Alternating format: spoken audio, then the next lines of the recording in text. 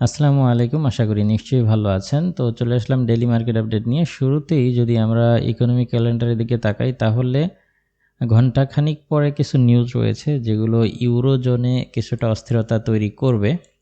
তাছাড়া আজকের দিনে তেমন গুরুত্বপূর্ণ কোনো নিউজ চোখে পড়তেছে না। সন্ধ্যার দিকে ইউএসডি রিলেটেড কিছু নিউজ রয়েছে, তবে এই নিউজগুলোর কারণে যে একদম মার্কেটের ট্রেন্ড চেঞ্জ হয়ে যাবে ব্যাপারটা এমন না। মানে সামথিং একটু ভোলাটিলিটি তৈরি করবে, বাট অতটা বেশি করবে বলে আমার কাছে মনে হচ্ছে না। তো এবার সরাসরি আমরা DXY চার্টে চলে যাব। DXY চার্টে আমরা এর আগে যে অ্যানালাইসিসটা করেছিলাম, অর্থাৎ আমাদের DXY চার্টটা হচ্ছে এর আগে এই সাইডওয়ে রেঞ্জের ভেতরে চলতেছিল এবং ধীরে ধীরে এটা উপরের দিকে ব্রেকআউট করেছিল। তো আমরা প্রত্যাশা করেছিলাম যে DXY চার্টটা হচ্ছে প্রাথমিক পর্যায়ে এই জোন থেকে নেমে যাওয়ার একটা প্রত্যাশা করেছিলাম, বাট সেটা হয় নাই। বাট আমাদের দ্বিতীয় যে জোনটা ছিল বর্তমানে সেই জায়গাটায় অবস্থান করতেছে। একবার এই জোনটাকে ব্রেকআউট করার চেষ্টা করতেছে, আবার ভেতরে আসতেছে, এইভাবে চলতেছে। এবং আপনারা যদি লক্ষ্য করেন, এইখানে একটা লক্ষণীয় বিষয় আমরা দেখতে পাবো, সেটা হচ্ছে এই যে ক্যান্ডেলগুলো কিন্তু ছোট ছোট ক্যান্ডেল, একদম মানে ক্যান্ডেলের ভেতরে যে একদমই প্রাইজের কোনো চাপ নাই সেটা কিন্তু আমরা লক্ষ্য করতেছি। সো এই জায়গাটায় এসে DXY চার্টটা কিন্তু কিছুটা দুর্বল হয়ে গেছে বলেই আমার কাছে মনে হচ্ছে।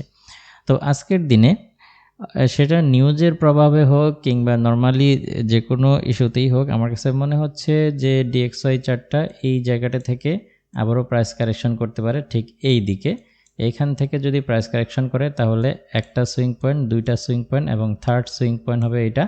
তো সেই হিসেবে এইটা কিন্তু তখন একটা ভেরিফাইড ট্রেন্ড লাইন হিসেবে শর্ট টাইমে, অর্থাৎ H1 চার্টে ভেরিফাইড একটা ট্রেন্ড লাইন হিসেবে আমরা কাউন্ট করতে পারবো। তো এখন যেটা আমরা লক্ষ্য করতেছি যে DXY চার্টটা বর্তমানে এই জায়গাটা এসে কনসোলিডেশন একটা আচরণ করতেছে এবং এইখান থেকে আমি প্রত্যাশা করতেছি যে DXY চার্টটা এদিকে চলে আসবে। আর যদি DXY চার্টটা এখান থেকে নিচে না আসে, তাহলে যদি আপ হয়ে যায় ইনকেস, তাহলে সর্বোচ্চ হয়তোবা আপ হতে পারে এই লেভেল পর্যন্ত, অর্থাৎ 101,548 এই লেভেলটা পর্যন্ত আপ হতে পারে। আমি এখানে প্রাইসটা নোট করে দিচ্ছি।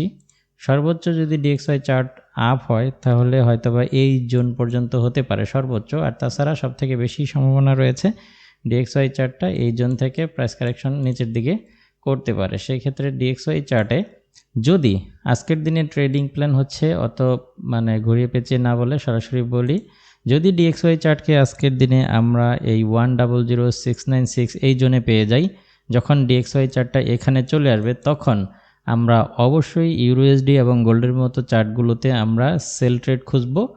আর যদি দেখি যে DXY চার্টটা এই যে এখানে যে ছোট্ট একটা রেঞ্জ তৈরি করেছে, এই যে এই লেভেলটা, অর্থাৎ সেটাকে যদি আমরা প্রাইসটা এখানে দেখি তাহলে এটা হচ্ছে 100.987, এই লেভেলটা ভেঙে যদি DXY চার্টটা নিচের দিকে নামতে থাকে, সেই ক্ষেত্রে আমরা গোল্ড এবং ইউরো USD এই ধরনের চার্টগুলোতে আমরা বাই সেটআপ খোঁজার চেষ্টা করব কিংবা চেষ্টা করব বাই ট্রেড ওপেন করার জন্য। এবার আমরা সরাসরি গোল্ড চার্টটা দেখে আসি। তো গোল্ডের দিকে যদি তাকাই তাহলে আমরা এইগুলো আমরা ডিলিট করে দিচ্ছি।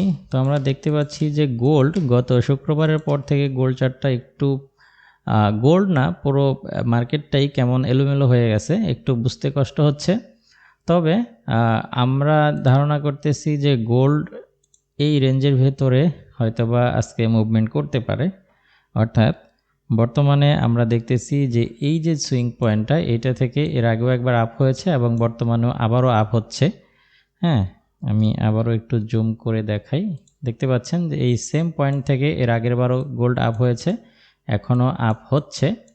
তো গোল্ড সম্ভবত এই জোনটাকে কন্টিনিউ করতে পারে। সর্বোচ্চ গোল্ড যদি মুভমেন্ট করে নর্মালি, তাহলে গোল্ড এই জোনটাকে কন্টিনিউ করতে পারে, অর্থাৎ উপরে যেতে পারে, আবারও নিচে এখানে এসে আবারও আপ হতে পারে। যদি নিচে সর্বোচ্চ আসে তাহলে এই জোন পর্যন্ত আসতে পারে, উপরে গেলে এই অবধি আমরা গোল্ডকে পেয়ে যেতে পারি। তাহলে এই রেঞ্জ অনুযায়ী আমরা কিন্তু বাই সেল করতে পারি। হ্যাঁ, তো যদি এরকমটা হয় যে দেখি যে গোল্ড যদি আপ হয়ে যদি এই রেঞ্জেই হচ্ছে ক্যান্ডেল ক্লোজ করে, তাহলে আমরা এখান থেকে একটা সেল নিতে পারি। আর যদি এখানে এসে ক্লোজ করে ক্যান্ডেল, তাহলে আমরা এখান থেকে একটা বাই নিতে পারি। এখন প্রাথমিক পর্যায়ে যদি কেউ একটু রিস্ক নিতে চান, অথবা একটু বড় ধরনের এসএল ইউজ করার মতো ব্যালেন্স থাকে, তাহলে এই জোন থেকেও একটা বাই করা যেতে পারে। সেই ক্ষেত্রে আমরা গোল্ডকে এখানে দুইটা সিস্টেমে আমরা গোল্ডে বাই করতে পারি। একটা হচ্ছে আমি পরামর্শ দিব যে আর কি বাই ট্রেন্ডের দিকেই ফোকাস করতে, বায়ে থাকার চেষ্টা করবেন, এটা হচ্ছে আমার পরামর্শ। তো যারা স্ক্যাল্পিং করেন আর কি, তারা উপরে গেলে সেলও করতে পারেন। তো প্রাথমিক পর্যায়ে যারা একটু রিস্ক নিতে পারবেন, ব্যালেন্স একটু বেশি আছে ইকুইটি, তারা হচ্ছে প্রাথমিক পর্যায়ে এখান থেকেও একটা বাই চাইলে করতে পারবেন। আর যদি কোনো কারণে এই বাইটা ড্রডাউন করে, তাহলে নিচ থেকে আরও একটা বাই করতে পারবেন। সেটা হচ্ছে চাইলে এই জোন থেকেও আরও একটা বাই করতে পারেন। আর এই দুইটা বাইয়ের স্টপ লস অবশ্যই আপনারা ইউজ করবেন। স্টপ লস সেটা হচ্ছে এখানে এই এরিয়ার নিচে হচ্ছে এই দুইটা বায়ের স্টপ লস সেট করে রাখবেন। আর উপরে গেলে যদি সেল করেন, যদি দেখেন যে এই রেজিস্ট্যান্স জোনে এসেই ক্যান্ডেল ক্লোজ করেছে, তাহলে এখান থেকে চাইলে সেল করতে পারেন। এখানে যদি সেল করেন, তাহলে এইটার স্টপ লস হচ্ছে একটু উপরে রাখবেন, এই এরিয়াতে রাখতে পারেন। ওকে, অথবা চাইলে এই সুইং পয়েন্টের উপরেও রাখতে পারেন। এটা নির্ভর করবে আপনার ইকুইটি এবং আপনার রিস্ক রেশিওর উপরে। তো এই দুইটা জায়গায় গোল্ডের স্টপ লস সেট করতে পারেন। আর বাই সেলের পজিশনটা তো আমি দেখিয়ে দিলাম। যদি গোল্ড এই রেঞ্জের ভেতরেই ক্যান্ডেল ক্লোজ করে, আর যারা রিস্ক নিতেই চান না, একেবারেই চাচ্ছেন না যে রিস্ক না হোক বা আপনার ট্রেড ড্রডাউন না করুক, তাহলে আপনারা এই জোনটাকে অ্যাভয়েড করবেন। হ্যাঁ, 1957.47 এই এরিয়াটাকে বা এই সাপোর্ট জোনটাকে আপনারা অ্যাভয়েড করবেন একদম নিচ থেকে। এখান থেকে যারা চান যে একেবারেই ট্রেড ড্রডাউন না করুক, একদম এন্ট্রি দেওয়ার সাথে সাথেই যদি কিছুটা প্রফিট আশা করেন, তাহলে আপনারা এই জোনটাকে ফলো করবেন। 1952.85 এই এরিয়াটাকে কন্টিনিউ করবেন।